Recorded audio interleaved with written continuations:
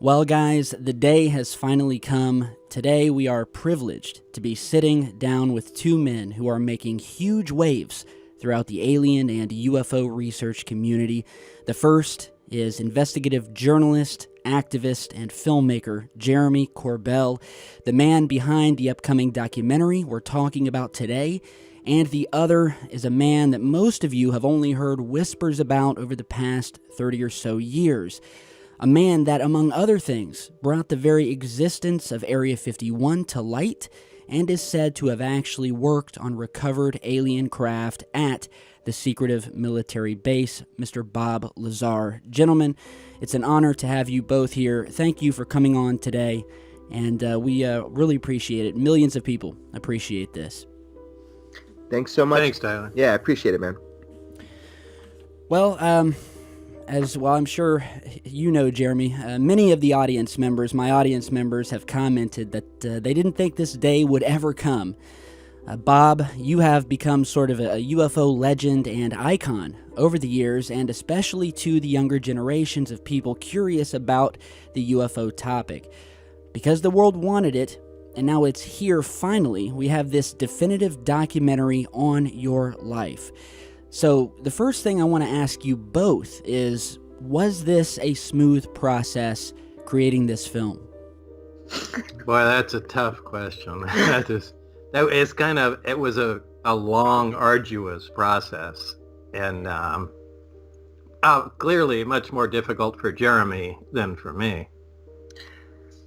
Yeah, I don't know if that's true. I mean, Bob, lived, this, experience for 30 years. So I don't know who's more difficult for, but I think that the joke in it all is, no, it's not been a totally smooth road. Bob has, he didn't ask me to make a movie. I begged him to make a movie. But I'm really glad that he allowed me to do it, because I think where we ended up is somewhere really powerful, where the people that have never heard his story will now get to hear it, and they'll hear it in its true form. They won't hear the lies, and they won't hear the propaganda and the things that aren't true. They're going to hear it straight, and of course they'll hear a portion of it, but a man's life for 30 years is much bigger than an hour and a half movie. Right. Well, I mean, that my motivation was simply getting out an accurate account of what's going on, because there is so much nonsense that's been repeated on the internet and distorted, and so really I was just looking for a vehicle to get the true story out. Yeah. Right. And I think for 30 years now, that has been what people have been waiting for. Now, if I could ask you, Jeremy, could you tell us a little about what it was that got you interested to speak with Bob about his experiences and get this sort of thing, get the ball rolling, so to say?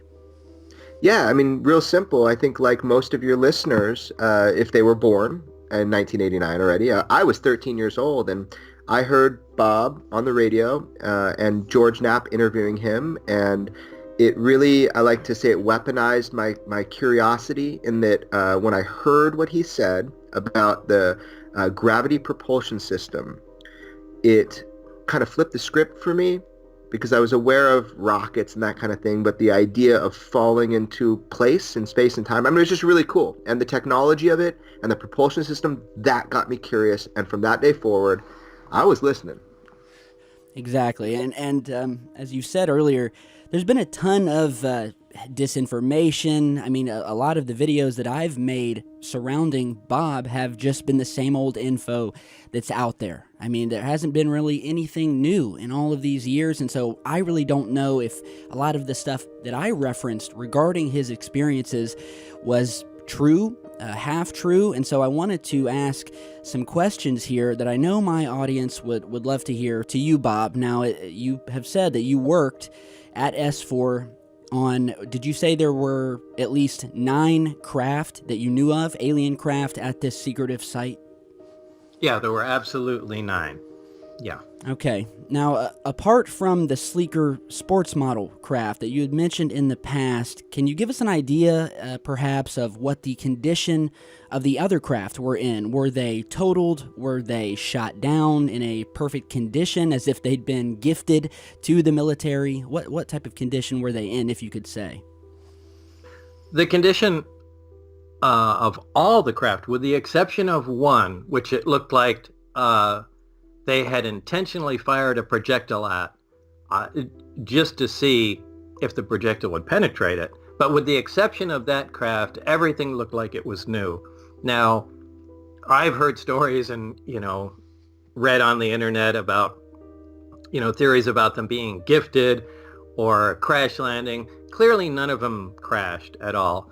Now, my gut feeling, and this is my gut feeling, I have no information on this, that I almost believe that this was some sort of archaeological find in some way.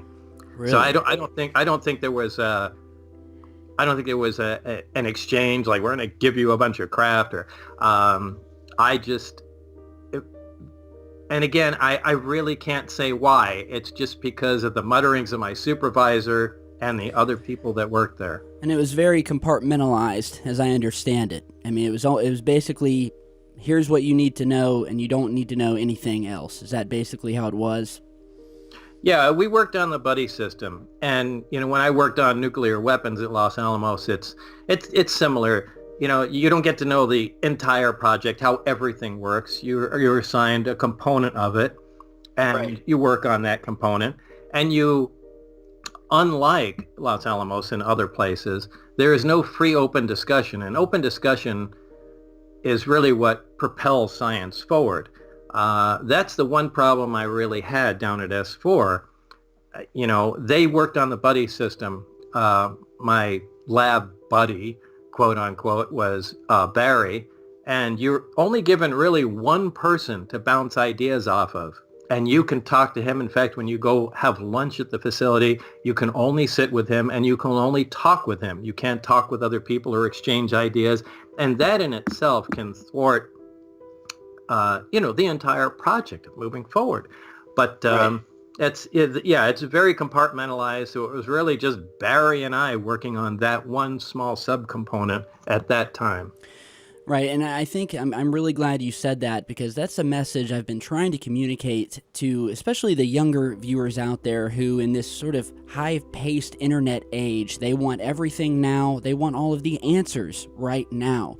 And so they come to me, and they hear that I may be speaking with you and Jeremy, and they say, well, look, if you're talking to the most well-known name in ufology, if you're talking to Bob, well, he should know all the answers. You should be able to get every answer about aliens, where they come from. You should be able to just lay it out for me in a nice summary. And I try to let them know this is not how things work. Bob was he's one of many. Everything was very compartmentalized.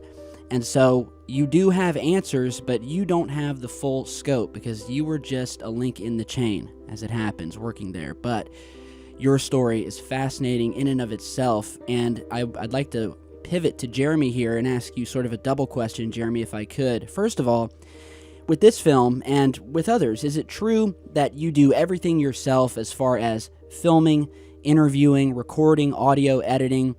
Are you truly an independent filmmaker, and at the same time being an independent and doing a film like this, very controversial film? Have you ran into anything during the making of this, any sort of pushback, things happening, or from people or places that didn't want this film to come out? Tyler, well, first of all, look, man, yeah, I'm a completely independent filmmaker. People don't understand what that means. I also film in the auteur fashion, which basically means I do everything. I edit, I film, I finance it. So yeah, I'm totally independent. My life, doing this is dependent upon people liking it. So if you watch my films, it directly affects me. So yes, I'm an completely independent filmmaker. The second part of your question is, have I been resisted in any way in doing this film? I was going to just say no. I'm just like laughing now. So the answer to that is, I had never been in any way resisted, only assisted. People have only helped me in the process of making films. They encourage me. They give me tips. So actually, personally, I have never, ever experienced anything that would try to stop me from making a film. I'll just leave it at that. Right. Well, certainly we do know that Bob, again, from what we know that is public or that he has said himself, he has had a great amount of pushback over the years from coming out and what he's done. And, I think one of the biggest questions on my viewers' minds, as well as mine, to Bob here is, if I may ask bluntly, if you did what you did, and it looks like you got someone scared. I mean, I believe that you are telling the truth 100%. So let's just say if you did it, how are you still alive? Well, clearly, that was the whole point of coming out and saying what I did. Look, you just can't kill people as soon as they say something. All it does is underline what they said and immediately get everybody looking in that direction. The fact that I said what I did and told them my experiences down at S4, that was done to protect myself. I had already been shot at before that. And, so it works in the opposite of what most people think. Right. To take us down would only be to further validate our claims, basically. Exactly. I'll tell you a little thing real quick. Just, people don't know the humanity of this, the actual experience. So, no matter what you think or what you can make up in your mind, Bob came forward to protect himself. That's what happened. Right. And he didn't come forward, openly like, oh yeah, let's do this, man. I mean, George Knapp and Bob Lazar physically wrestled on the ground the day that the tape was being put in to reveal his identity. George told me the story. I recorded it, and Bob told me the story. So you have to understand, look at it that way. I mean, it's hilarious. I mean, obviously George won, he's right. Twice my weight. Yeah. Like he beat him. Right? It's like, that was the deal, man. Whether you understand it or believe it or not, I've come to truly understand that Bob came forward to protect himself. Well, it's kind of more complicated than that. This doesn't, I know everybody's used to watching Hollywood films and things of that sort, and it's not how real life goes. You don't shoot, bullets into a gas tank and they explode into giant fireballs. That stuff doesn't happen, Right. And it doesn't work like that either. The only time they would go out of their way to kill someone is if they're consistently releasing increasingly damaging information. The thing is, I released all the damaging information initially, and I was done. There was nothing else to say. There was no reason to stop me any further. Right. What they do at that point, they did do. They began to destroy your friends and family. People I know had, we audited by the IRS, people that had security clearances and other jobs of that sort had their clearances pulled. So they begin to destroy the world around you. So you lose your support group. It's a lot more complicated than people think or Hollywood portrays. Was it true that you were shot at one point in time? Yes. I was shot at on Charleston Boulevard, getting onto the freeway in Las Vegas. Yeah. In your opinion, do you think that was part of the sort of campaign to just discredit you? They know they can't kill you, but they know that they can spend years trying to discredit you, hurting you and your family. Now, those pop shots that they took at you, do you think that was a part of that? Maybe just to scare you? Was it just a lone wolf? Do you think it had anything to do with it? Or was it just one of those freak things where you were like, well, what the hell was that? But you got away and that was it. You never found out what that was from. I don't know. I think it was just essentially terrorism. I think we mentioned in the movie, there were times my friend and I would go out to work at a health club there, and all the car doors and trunk and hood would be open. I mean, there were constant things that let me know that they could gain access or do whatever they wanted to. Right. And they were on you. Quite frankly, it really was wearing me down at the time. I really wasn't sure what I was going to do. George tells a lot of this story. He says, he always told me for all these years, George has been a mentor to me in journalism. He's broke the story with Bob in 1989. He has said to me over and over when I first started talking to him, he goes, you're never going to get it because you weren't there. I was there, he says. He goes, I saw it. This is real. This happened. Someone didn't want Bob talking. They wanted to mess with him, and they did mess with him.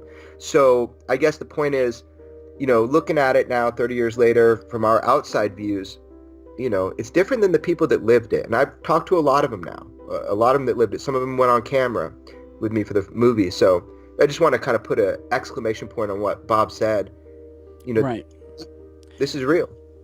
It is real. I mean, from the thousands of videos that I've done, and again, I just sort of take what comes to me. I try to correlate. I post it to YouTube, and I do stories on people like you and Bob. And from what I'm found, it's extremely real. They're definitely covering it up. It's an ongoing cover-up. And my question for Bob would be, what is your opinion, Bob, on the state of, I guess you'd call it, the UFO movement, where we have guys like me on YouTube, but we have many others putting out movies and books. A lot of them, in my opinion, charlatans. That's why I don't do interviews with them, but they do have huge followings, a lot of disinformation. So, was it that kind of caused you to come back into the spotlight? And if not, what was it that made you say, okay, it's been long enough, I'm going to come back out and tell the truth of exactly what happened and do this film? What was your major, your stepstone to doing that? Well, if you're talking about the stepstone to doing the movie with Jeremy, well, I mean, that certainly played a part. There was so much nonsense getting passed around, and it began to grow and fester as time went on because I never challenged any of it, and people began to build on it, and it got to ridiculous proportions. And, I mean, that was really shocking. And as you mentioned, anytime I looked on the internet or read any UFO material, it was so blatantly nonsense. And whether it's Facebook or Twitter, or I'm not really into any social media, but there you can find people that were, pretending to be me. Mm-hmm. On everything. I even was listening one time on an AM radio driving, I think it was to New Mexico from Las Vegas, and it was late night. I turned the radio on just to keep myself awake, and it was a UFO program, so I turned it on talk radio, and here's a guy that was talking about, I had lunch with Bob Lazar yesterday, and look, he told me all this new it was all nonsense. So, all of this was just constantly going on, and I heard so much nonsense. From people having interviews with reptilians on YouTube, and it's crazy. So the sad thing is that, there's probably 2 or 3% true and accurate information out there, but how, especially today, the way information is disseminated around on the internet, how are you going to dig through 98% nonsense and mine out the 2%? It's almost impossible. It is almost impossible. I mean, in a small way, that's what I attempt to do with Secure Team. I have multiple people working for me. They bring me, research summaries every day. I try to sift through it. It's hard to do anything from a computer screen. I mean, some things you just need to get out there and do. But as you said, it's probably 3% of it is real. And, it reminds me of a time where, again, someone had come on to my channel, posted a comment. They had your face as their little, screen name face there, and said, hey guys, Bob Lazar here, ask me anything you want, right in the comments of one of my videos. And I said, there's no way. But it was amazing to see how many people were brought in by that, totally fooled by it. I think I ended up deleting the comment after I finally figured it out. I highly doubt Bob would just pop up in the comment section after all these years. And, so you're right. I mean, it's just... only, for a brief period, Bob was trying to answer questions on Twitter, and that just was overwhelming, and that was done with.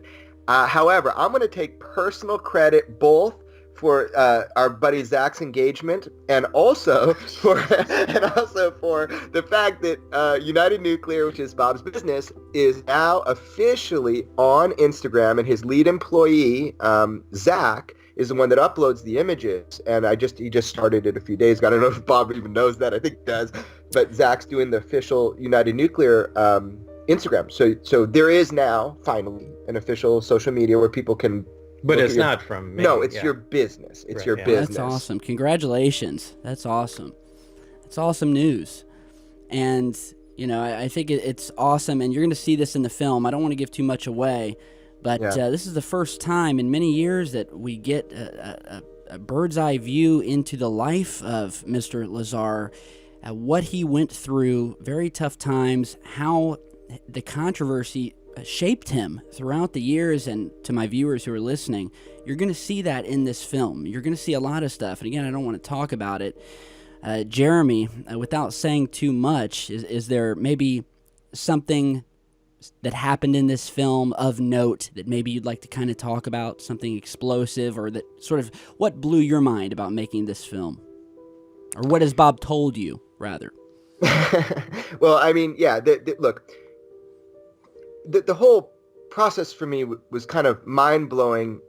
You know, George challenged me in 2012. Oh, yeah, sure, get Bob to talk to you. You have to be the luckiest leprechaun in the world. I mean, it was like, it was hilarious. So the whole process, I think, has been, for me, really interesting. You know, Bob saying, okay, total open book. What do you want to know? Let's do it. You know, here are the tapes. Here's the photographs. I'm not going to pre-sort them. Just grab the box of tapes and digitize them. Whatever's on there, it's yours. So Bob has been completely 100% open with me without giving me any restriction, put me in touch with his mom, his friends, whatever. So that's been really eye-opening, to be honest with you. Right. So I don't know, man. I think I'll give you one thing from the movie. I'll give you a spoiler right now. Okay. So close your ears. The fans want it. Okay, the fans want it. Okay, so I'll give you a hardcore one, man. So 30 years ago, Bob Lazar said that there was a gentleman named Mike Thigpen, a very specific name, that this guy was, he thought, an agency that was doing a background check on him. He didn't know, maybe FBI. George goes on the news. He says, oh, we've got some news. There's a guy named Mike Thigpen, and he came and like questioned Bob Lazar. You know, we can check the veracity of his claims, and, you know, went on the news. And I can just imagine, I could just imagine this guy, he's eating like pasta at his house, and he's at dinner with his wife. He sees the news and like just, it's a fork drop moment. He just drops his fork into his food. Well, I know that, you know, that was his reaction because after 30 years, I found him. I found Mike Thigpen. And that could only be done after 30 years because George tried in 1989, called, and the FBI, he had a source that told him it wasn't the FBI, George. It was the OFI, Office of Federal Investigation. They were doing Bob's security clearance. So George tried to get a hold of this guy who was, by the way, in trouble because they wondered if he was impersonating an FBI agent because how did that get confused? So this poor guy, you know, he's just doing his job and he got hit with a storm because of this. Well, for 30 years, no one was able to find him. I found him, tracked him down, and I talked to him. And he is a cool cat. He's a good guy. And he says, yes, I was doing security clearances in 1989 for Nellis and the base. And I do. He says, I'll go as far as I do remember Bob Lazar. Well, Jeremy, let me follow that up and ask, you know, has your personal opinion about the world in general, the world we live in, has it changed at all since you've gotten to know Bob Lazar? Has it enlightened you about certain things or maybe changed your mind regarding certain things or topics? I mean, look, I think what my hope for the movie is that you get to kind of know Bob a little bit because I think that's the missing component. A lot of people can dehumanize Bob and his story and just, you know, say whatever they want about him because they don't know him. And so it's easy to make stuff up that wouldn't be congruent with his character because there's nothing to defend it. So I hope in my movie you kind of get a feel, as a documentary filmmaker, I hope you get a feel for who Bob is because I believe a big part of the story is the human story. It's about who Bob is. Is he somebody that would be trying to like waste his time messing with you for 30 years, or is he somebody who wouldn't? And I think that's that's the big question. Everybody in the earth wants to know, is Bob worthy of our trust? When you boil it down, that's what it is. They want to know, is Bob worthy of our trust? Of course everybody wants to believe the story. What a cool story. We all want to believe it. But that's the only way that they're going to get, you know, to the bottom line is if they kind of look at the facts, determine for themselves. Do the facts, back it up. That's what they truly want to know. Don't use junk data. That's right. Bob's. Don't use junk data. Don't use the stories that aren't true. So yes, my whole life has been changed because, you know, I wanted to know if this story was true. I wanted to know if the truth about UFOs. Hey, that's a bonus. Really, I got to know a guy named Bob Lazar. He's a cool fucking guy. So, oh, I can't say that on your YouTube. I'm sorry. Oh, no, it's fine. It's Tweet totally that out. fine. He's a cool dude. Yeah. So there you go. This is historic. Say whatever you want. Do whatever you want. Get naked if you like. So Bleep me now, out. Bleep me out, man. All right. so Bob, I want to get back if I could. I know you've probably talked about this a million times, but of course, I know the viewers would love to know a little bit more about some of these craft that you worked on at S4. So just a few basic questions, whether you know all the answers or not, at least we can say this is what Bob knows exactly. So I guess I'd like to start off with, now we covered the sports model, the conditions they were in. Now, were you ever told at any time what star system or area of space that the craft came from? Did they come home from all the same place, if you know what I mean? When were they acquired? Do you have any of that information about these craft? I don't have any information as far as when, and it wasn't, I like to get very particular on exactly what was told or read or I saw. So I was not told that, but I did read in the briefings that all of the craft came from the Zeta Reticuli star system. So that's the location. It's a binary star system. Apparently there are several planets around it, and it's only visible from the southern hemisphere, right. So don't bother going out there and trying to find it at night. Right. Right. But again, that's something that I read, and that's all that I know about that. Yeah. Well, oddly enough, that specific star system is well known in the ufology movement. For whether it's true or false, there have been a lot of stories, a lot of reports, a lot of testimony, just a lot of stories that seem to all go back one way or another to that star system. So there definitely may something might be there. So that's very, very interesting. Now, if we could, speaking a little bit more about the equipment in some of these craft, can you explain the equipment that was on board the sport model craft, as far as communications, weaponry, or camouflage? What did you see when walking into this craft? Those are all separate questions. So, again, to be specific, as far as how, a very brief overview of how the craft worked, there is a reactor in the center of the craft. In this craft, there are only 3 seats. At the bottom of the craft, there are several levels in there. At the bottom, the sub-level of the craft, there are 3 gravity emitters. They look like, for lack of a better analogy, like a couple 55-gallon drums stuck on top of one another, just big tubes. There were 3 of them. And they're on a very interesting, connected to the floor above, on a very interesting pipe, I guess you would call it, that bends at 360 degrees. So these are just 3 big drums essentially suspended. Directly above them are the gravity amplifiers. They sit right above them, and the reactor's in the middle. The reactor produces the energy and produces the base gravity wave. It's amplified by the amplifiers, and it's channeled down into the gravity emitters, and the gravity emitters can be swung in any direction to produce a distortion in gravity. There is no wiring, there is no interconnection between any components. The components work just by being close to one another. And considering the power output, which is the equivalent of a few nuclear power plants, that's really amazing because, according to the laws of thermodynamics, there always has to be a loss. Right. There's no 100% transfer of energy, but it apparently was occurring here because there was no excess heat produced anywhere. And I can run off on a technical tangent here, but I won't. You also asked what I saw inside, I think. Yeah, communication systems, or maybe what was the type of metal used, if it was metal at all, things of that nature. Again, this is compartmentalized, so okay. There was a metallurgy group that dealt with that. All I can say is I felt and ran my hand against the material. The entire craft is the same color, and it's all the same material, and there are no sharp corners anywhere. There is a radius on everything, and it felt to me, when I put my hand on it, it felt cold. In my mind, that relates to metal, but could it be an advanced ceramic of some kind? Absolutely. So I can't even comment on what the craft is made of. It was kind of a pewter gray in color. Right. And there was an upper level on the craft that I did not have access to or information on. It's where, if you've seen pictures of the craft that I worked on, there are black rectangular, what people call portholes around the top. They're not windows. I personally believe there's some sort of planar sensor that just determines where the craft is in space and how to orient itself. Right. So, well, I think that having said all that, I think what would probably be an even more important question to my viewers, which is that, do these things have bathrooms? There's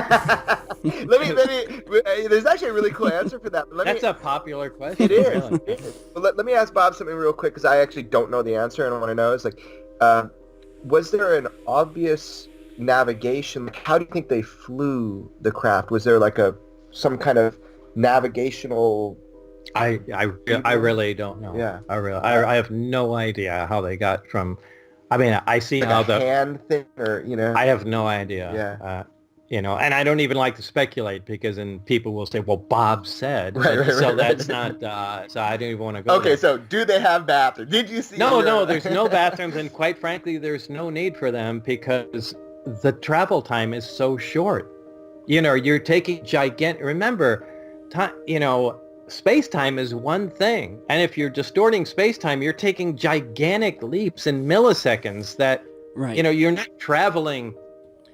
You don't really break the speed of light because you're traveling in a linear fashion, but you go far in excess of the speed of light because you're bending space and time. Right. You're just taking gigantic leaps. So you're never assuming they need bathrooms. Yeah, right. Well, especially you're not in flight for a long enough time, to have any kind of emergency. Right. And another thought I had, which has been widely discussed, is that many of these alien beings, or at least particularly the smaller gray alien, a lot of people seem to believe that these are droids of some sort. They are not flesh and blood, and they are more like probes that are sent out. They fly these things, so there is no need for eating or drinking or using the bathroom or anything like that. Have you heard anything similar, or have you at least heard of this theory? And that's to you or Jeremy.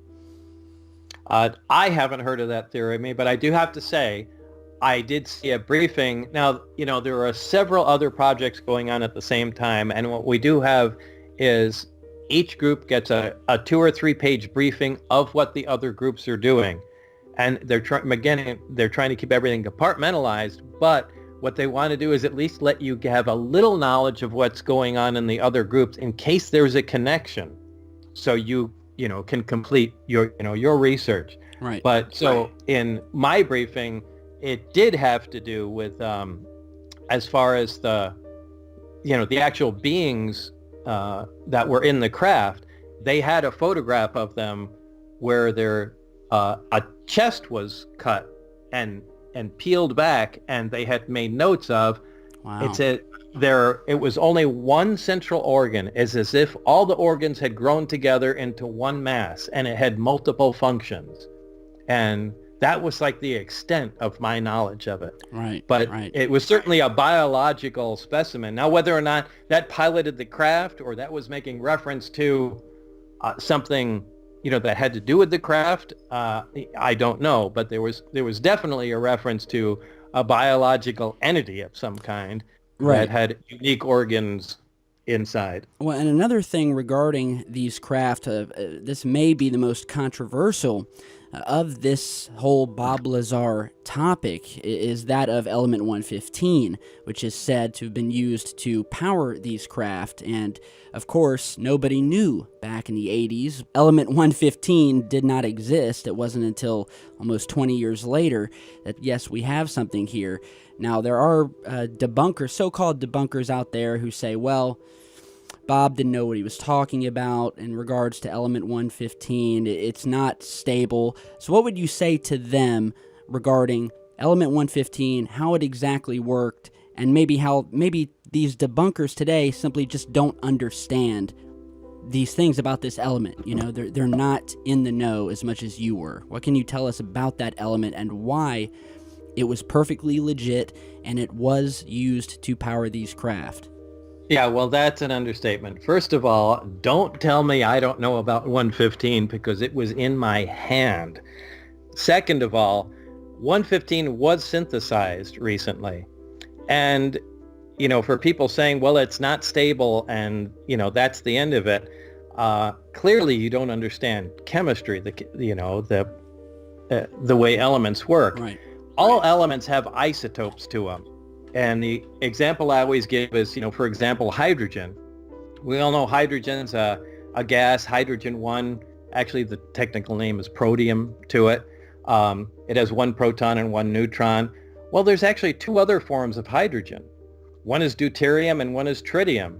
Tritium's radioactive. Well, there's, you know, other elements, cesium, that can have 20 or 30, I don't remember what it is, isotopes to it.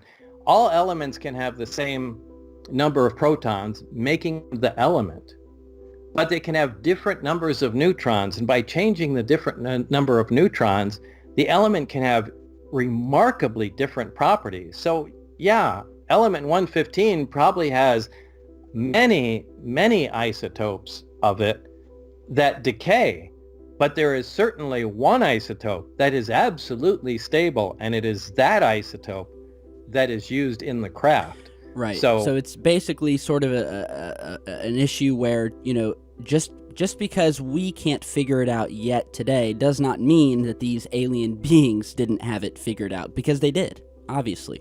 Well, no question in time if they keep experimenting with... Now, keep in mind, they only made 4 atoms of 115. And again, if they keep experimenting with it, I'm sure they'll find eventually a combination with neutrons that will be stable, and that'll be another point of indication. But yeah, that's typical of any element. There's nothing new about that, and anybody claiming, you know, that disproves it really has limited knowledge about that. Yeah, I'm going to jump in here and just say I've done a lot of research for the film on this because I wanted to understand it. You know, I'm not a scientist, I'm a filmmaker, but I did talk with some of the top scientists in the nation and outside of our nation, from Russia to San Francisco to, Washington, D.C. So I talked to a number of scientists and physicists and people that actually work hands-on with the fabrication of super heavy elements. And across the board, some people got ticklish talking to me when they realized that it had anything to do with UFOs. However, the people that would talk to me about the hardcore science, they absolutely 100% unanimously across the board confirmed and agreed that element 115, that we cannot discount a stabilized version exactly like Bob Lazar described. So I just want to make that really, really clear to your audience, Tyler, because people always use this as a fake news. They use this as something to say to dismiss and discount what Bob said. And that is, they say that it is junk science or it is pseudo science, what he said. I have confirmed every way from Sunday that we cannot discount a stabilized form of element 115. And so I want to say that on the record now. It is total BS when people try to act like scientists and say that they discount it. They either don't understand the story or they've got an agenda, because the top of the world to deal with this told me to my face.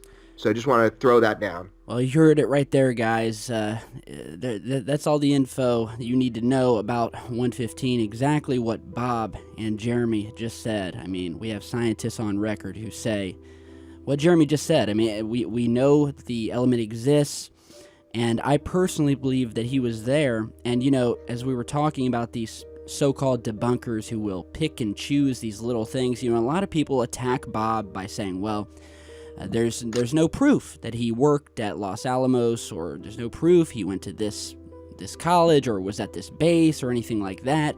Well, we've come to find out that he is, and there has been proof, not just finding his name in the phone book registry, but as many of you will see in the film, and I don't want to give anything away, but there is much more to this story that proves that Bob was there. He did this work, so you can count on that, seeing it in this film. Now, you mentioned earlier, Jeremy, Mr. George Knapp. Now, he is your mentor, is that correct?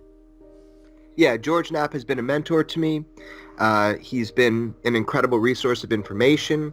He originally broke the story about Bob back in 1989, and he actually championed for 25 plus years completely alone, about this story, and I really admire him for that. He stuck to his guns, and look, George Knapp was convinced of Bob's truth, and if for a second he thought Bob wasn't telling the truth, he would have not only dropped the story, he would have exposed Bob. And people forget, look, man, Bob tried to prove his story to you. George wanted to know too, so George put him through 4 polygraph tests. Bob aced them all. Aced them. No deception. Yeah, aced them. There's no which way from Sunday about that. So that was with Terry Tabernetti. Period. Full stop. Aced them all. So what else can he do? Look, George put him in front of people that verified, worked at Area 51 at the time, because that's where Bob would land in the plane and then go on the bus, and aced it. They all believed he was there. At least they could prove Area 51. So George really put Bob through his paces. It's not just like he wanted as a journalist to believe a cool story. So there's a lot of history here. People need to just understand. Right. And so George is the bomb, is what I'm saying. He's the bomb. He is. And he did the work, and he stood up, and he stands for it, and he beat his chest like King Kong, and he's the bomb. That's it. He is. That definitely well said, sir. Now, he also took people out, and he said, look, I know for a fact that they are going to be testing these craft at a certain time of night in a certain area, and isn't it true that multiple times, Bob, you took people out, and like clockwork, these craft were out there being tested, and you even got it on film. Is that correct? Yeah, I did have, when I was there, the one thing that I was able to memorize were the name. First of all, there were only 22 other people that had clearance to work on the project, and I knew those names. And there was also a clear test schedule, and they always, the test site is close, not close, but I mean the closest highway to it is, I don't remember the distance to that. Do you, no, Jeremy? I don't. It's not, but what they did is they looked for statistically the lowest volume of traffic along the highway before they did the test. And that was always on a Wednesday night. All the flight tests were on a Wednesday night. And I had the times of those tests down. Now, when things went bad between us and my employers there, I still had the schedule. So that's when I told my friends, hey, we need to go out. What I told you, I want to show you guys what I was working on. So we'd go out there, hide out in the desert, and the craft came up and flew around, at the times that I specified. Right, it's amazing footage. And, I know it's been years, but from what you saw them testing in those videos, in your experience and in your opinion, from maybe some of the research you've done today, I'm not sure if you've had ever your own UFO encounter, but in your opinion, would most of the UFOs seen today come from a human source, from an off-world source? This is almost split right down the middle, where half of my audience believe that it's all us. Every craft, even the ones that show, anti-gravity tech, everything is ours. The other half believe it's all off-world, and that maybe we have one or two of their craft. I mean, in your opinion, where do you think you would fall? Well, it's certainly advanced technology. Now, I mean, can I say that it's not advanced? I mean, this is really pushing the limits of, belief here. But can I say it's not advanced technology from the future? I mean, that's possible. It is. How do you explain the connection to Zeta Reticuli, though? I mean, is it possible in the future humans live there and we're coming back and just checking on ourselves? I mean, all of these are... That is another big theory, that it is humans. I mean, it is us. It's possible. No, I have nothing to say that that's possible or not possible. It's all... It can all possibly be real. Right. But I really don't know, actually. Well, I mean, if it's funny you ask, like, has Bob ever had Well, a I was UFO? going to come to you next. Have you seen one, No, Jeremy? I haven't. But I was joking because, of course, like you did because you were at S4, but not a classic UFO experience. No, You had a classic very Actually, when I went to work out there, the first thing I thought was, first of all, I never believed in UFOs. I thought people that believed in UFOs were just nutcakes. And, when I went out there, the first time I saw the craft, I thought, oh, well, this clearly explains all the UFO sightings. We're developing a really advanced fighter, and they've been testing it, and everybody thinks it's alien life forms. This is hilarious. I'm so, happy to be working on this project. And it was clear that was not the case. Right. Yeah, what I meant to say was, since then, have you seen anything in the skies, or do you think there's any of our public technology, fighter jets that we have today, that could be potentially using tech from those craft so many years ago, just in your opinion? I haven't seen anything at all. I mean, the technology is extremely advanced, and I haven't seen anything. It's all been just... And you were not able to successfully back engineer it, were you? I just want to clarify that. When you were working on these craft, wasn't there an issue where, I mean, you can take them apart, you can analyze them, but you couldn't replicate it? Was that true? Right. It wasn't just back engineering. I mean, the aim of the project was to duplicate the technology with the materials available to us. Now, we could, at least from what we ascertained, is determine how the systems worked. But there was the problem is we couldn't duplicate anything. We couldn't even duplicate the metal in the conduits. Everything was, and pardon the pun, was alien to us. And it was just too big of a project. And so, they would have splinter groups working on smaller components of it, like, you guys figure out how this part works, but it's really a dead end. The material science was just too advanced for us. So, no, we couldn't duplicate anything. Now, maybe there were some, there were some components here, or the way things were laid out that might have translated themselves into military components. But to me, it was just a giant military project.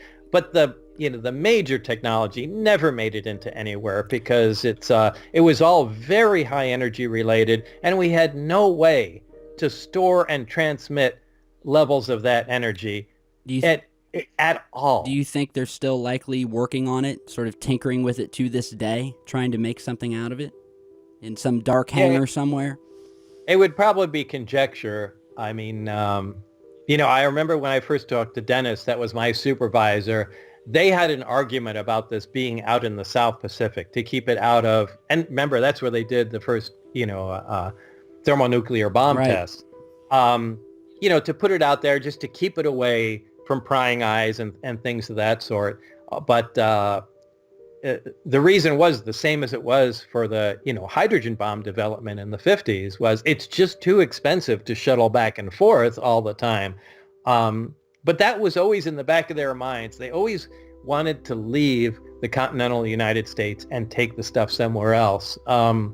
Maybe after I came out and kind of, ruined the situation there, they did that, or I would find it very hard to believe that's in the same place and still proceeding at the same rate. But there's no doubt research continues on it. Well, and I think, and Jeremy, I think, would you agree to this, that despite the fact that we don't know where they're coming from, would you agree that we are definitely surveilling them? I mean, with the recent DoD releases of those 3 UFO clips taken from fighter jets, everything I've been able to scrounge up and put on the channel, I mean, they definitely seem to be monitoring these things. They know that these things are here. We know that they're here. I mean, it doesn't take long. I mean, how many pieces of footage and eyewitness testimonials do you have to go through before you start believing?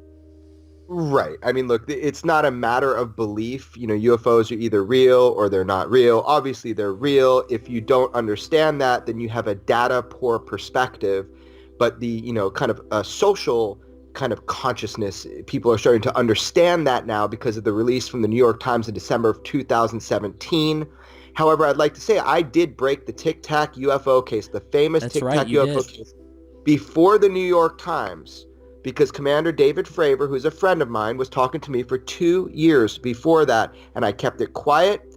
I didn't tell anybody, and I developed sources. I broke that story That's right. twice before the New York Times. Now, what does that tell you? Yeah, I can tell you beyond a shadow of a doubt. The United States government does have a UFO program, and they admitted it to you. And it was called ATIP, Advanced Aerospace Threat Identification Program. And guess what? It was a reactionary program to military encounters and sightings, and that is one tiny program. And I happen to personally know that there are more. Why do And you you're think gonna they let you release that in the first place? Why do you think no, they even let you in the door? nobody let me release anything. I've got a charming personality, Tyler. That you do, sir. Yeah, I called up these individual witnesses, these admirals, these fighter pilots, and I made friends with them, and I didn't burn them, and I didn't distort their story or mess it up when I told it. Mm-hmm. And guess what? The whole world is now. Commander Fravor's story is being twisted, and I told it right, and we talked the other day, and he's like, everybody else is twisting it. I'm like, I told you it would happen. And I was like, yeah, I'll try to clear it up, but that's the deal, man. I just don't burn people. It ain't worth it. And the people I talk with is because I want to, and they're good people. I have a no D-bag policy, so. Right. Well, from this new film, which I actually had a chance to watch last night, I wanted it to be fresh, and I wanted to wait as long as I could and stick with the audience because they're having to wait for it. But it was an amazing film, and it truly gives us an insight after all of these years to what Bob's life, what he went through, how his life has changed. And, I'd like to ask you, Jeremy, well, you've said before that timing is everything with your films.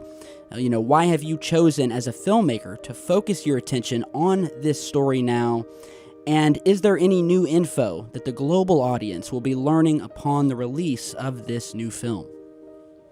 Yeah, there's new info. The whole film, this is not a rehashing of the past. This is not repurposing vintage footage. Thank you for saying that. This is brand new, breaking news and information. In fact, I am shocked because I did not anticipate what we were going to experience in the filming of this movie. So, yeah, you can anticipate to have your socks knocked off for the film.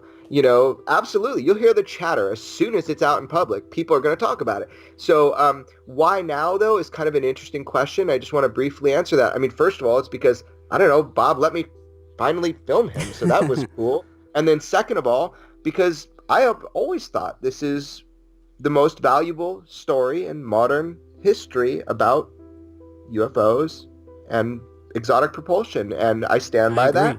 I agree. And because we live in a different world now than we did in 1989. We now live in a world where people are on Twitter and social media and all sorts of, every communication device possible, yet they have a lack of credible information. This is credible information, and the world has changed. We now know that it was a lie, that the study of UFOs ended in 1969 with Project Blue Book, that our government lied to us, and that, in fact, we are currently studying the UFO problem on multiple levels, and that is a game changer. All of a sudden, the story that Bob Lazar told in 1989 about a government program to study UFOs, to back engineer them, has a completely different meaning and light because of modern day events. It is time. It is time, and as I like to say, Bob's critics have been holding the mic for 30 years. And we're taking the mic back, and we're taking it back on December 3rd at the world premiere in Los Angeles, which you're going to be at, Tyler. So we're taking the mic back, and we're not giving up that mic for a while. We're going to scream into it. Yeah, that's going to be a blast. Well, I know you guys don't have a lot of time. I just have a few more questions, starting with Bob. But let me ask you this. What was if you could say, the most important thing that you learned from your time at S4? And follow up, if you could, would you go back and accept, or would you not accept your position at Area 51 and S4 if you could do it over? Boy, as far as the most important thing, that's a difficult thing to say. I guess the one thing that really caught my attention was the fact that there were alien craft. I mean, that's it. I thought this was advanced, what they hired me for was advanced technology and advanced propulsion system that the military had made, and it just happened to look like what people had called a flying saucer. The biggest shock in my life was the fact that the actual aim of the project was, we have to figure out how this thing works. Right. So it was really the scope of the whole project that there were actually alien craft from another civilization. So that today remains, and probably always will be in my life, the most shocking thing I was ever presented with. I already forgot the second part of that. Would you go back and accept the job at S4 if you could do it over? Yeah, I would always accept that job, because just being exposed to that technology, things I thought were impossible, I will never forget. And usually people ask after that, would you, if you could go back, tell the public again? And I really don't know how to honestly answer that question, because sometimes I say I wouldn't, sometimes I say I would. It just depends on my mood of that day. Right. And I really don't know, but I would never turn down that project, especially knowing, that technology is real, because that was the most fascinating thing in my life. Right, and I think that'll lead me to my final question for you, Bob, and it's a big question that my audience constantly asks, which is that in the end, why do you think, Bob, that there is so much secrecy? Why has the public at large been lied to? Why is this secret being kept about the UFO subject, and still is to this day? Because this is the most powerful technology on the planet, and anybody that controls this technology controls the world. Look, it's all a battle, whether we know it or not, between, Russia, the United States, North Korea. I mean, it's, if you really take a step back, they're all acting like little children on a playground. But really, this is extremely powerful technology, and this is a military project. And you don't want to give away even the slightest hint of what's going on. At one time, the project, right before I got involved with it, the Russians were involved, and they made a huge discovery at some point. Again, this was right before I came on, and they kicked everyone else out and kept it to themselves. And there's kind of been, a point of contention between the Russians and the United States at that time. Well, I don't know what that was, but yeah, this is it. I think it all boils down to weapons and controlling the world and forcing your views on everybody else. That's just the bottom line. Well, do you think that, is there something that needs to happen for our government to finally tell us the truth, or is it just out of our hands? I don't know if I can answer that question. I don't think our government ever really comes clean unless they're pressured to for some reason. Right. And there's no reason for them to come clean about this. Quite frankly, I'm more concerned about the repercussions from the movie coming back on me. But it wouldn't surprise me if I suddenly got accused of some bizarre thing, and I'm waiting for the other shoe to drop. Yeah, that's been, I got to tell you, that's a debate of mine. In one sense, I'm like, yes, the movie's going to do really well now. And the other sense, I'm thinking, oh no, is that going to affect Bob? And I think you'll understand that when you watch the movie, that there's real world consequences to this type of dialogue. And I experienced that for the first time in my life, doing this film. So as a friend, I want to, hope and protect that nothing bad's going to happen to Bob from this. But, Bob has always been able to defend himself. He has never needed a defender. He just chooses not to engage, and I think smartly over the years, because there's so much signal or so much noise in the signal. So I'm going to look at this really positively. I'm going to say we've had 30 years where Bob has been, really beaten up by the UFO community unnecessarily. And honestly, we're so far beyond it. Our scope of our audience is so much bigger now with this movie. Dozens of millions of people are going to see this, if not more. And it's a new day. I don't think Bob needs to worry about repercussions from government or anything like that. We are now out in the light permanently. Let me tell you something. we have an army behind us now. I mean, my little channel alone, we're about to hit 2 million subscribers, but have had almost 1 billion views in the last couple of years. We have an army. We missed you, Bob. We truly did. I'm tired of posting videos using 20-year-old vintage footage of you. I'm so happy that you came on. You have nothing to worry about. There's an army out there who support you and back you. And gentlemen, it's been an honor, a true honor, to have both of you here. I want to thank you for coming on today.